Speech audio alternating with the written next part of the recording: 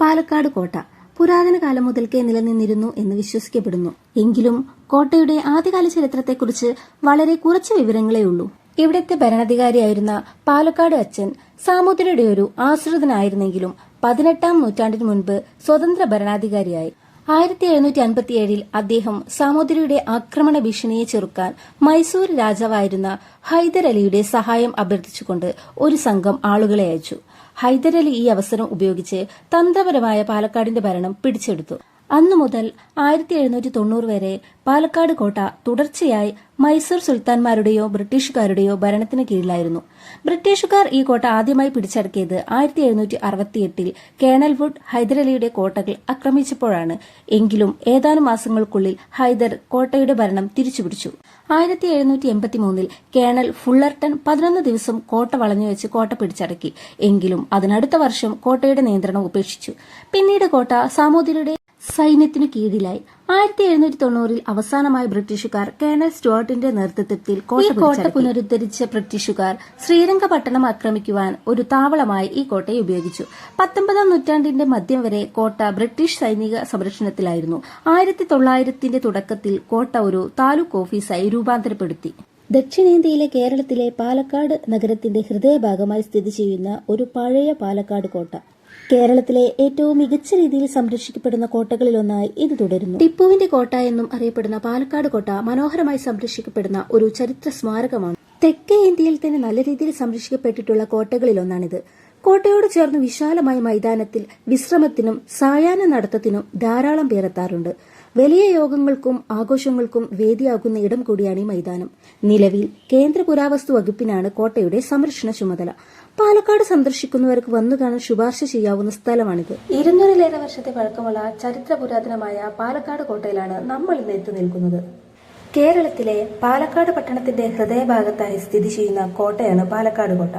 ടിപ്പു സുൽത്താന്റെ അച്ഛനായ മൈസൂർ രാജാവായിരുന്ന ഹൈദരലി 1766 പണി കഴിപ്പിച്ച ഈ കോട്ട പിന്നീട് പിടിച്ചടക്കിയ ബ്രിട്ടീഷുകാർ കോട്ട പുനരുദ്ധരിച്ചു. പല വീരകഥകളും ഉറങ്ങുന്ന ഈ കോട്ട ഇന്ന് ഭാരത പുരാവസ്തു വകുപ്പ് ആർക്കിയോളജിക്കൽ സർവേ ഓഫ് ഇന്ത്യ ആണ് സംരക്ഷിക്കുന്നത്.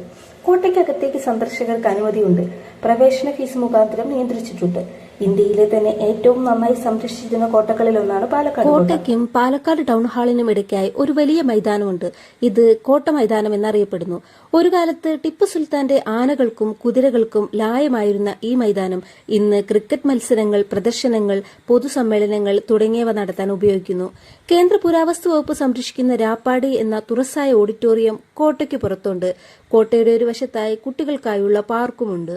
പാലക്കാട് കോട്ടയ്ക്കകത്ത് പ്രവർത്തിച്ചിരുന്ന സ്പെഷ്യൽ സബ് ജയിൽ ഇപ്പോൾ മലമ്പുഴ മന്തകാടിൽ പ്രവർത്തിക്കുന്നു. ഒരു ചെറിയ ഹനുമാൻ ക്ഷേത്രം കോട്ടയ്ക്കുള്ളിലുണ്ട്. വളരെ ചെറിയൊരു വിഗ്രഹമാണ് ഈ ക്ഷേത്രത്തിലുള്ളത്. കിഴക്കോട്ട് ദർശനം നൽകുന്ന ഹനുമാന് വടമാല ചാർത്തുന്നത് അതിവിശേഷമാണ്.